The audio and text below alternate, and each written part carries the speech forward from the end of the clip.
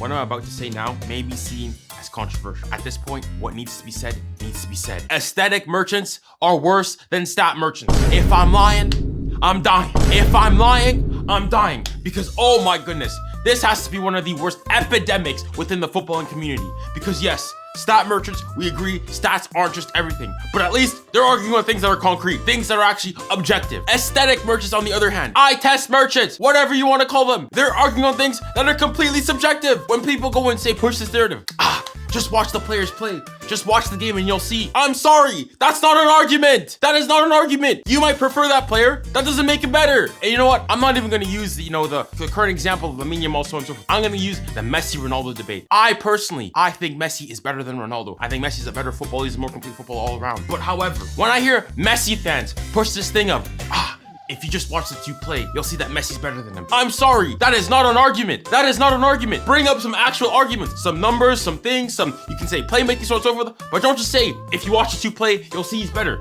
Because if we use your logic, all these eye test merchants out there, these aesthetic merchants, Neymar should have won 3 Ballon d'Ors. Neymar should have won 3 Ballon d'Ors and some on Messi's head because he was better aesthetically. Oh my goodness, this is the biggest epidemic in world football. Eye test merchants, aesthetic merchants. Football is not just about dribbling. Football's not about a couple pump fakes, a couple shimmies. There's more to that than that. At the end of the day, goals and assists win you games, not dribbles. Wesh!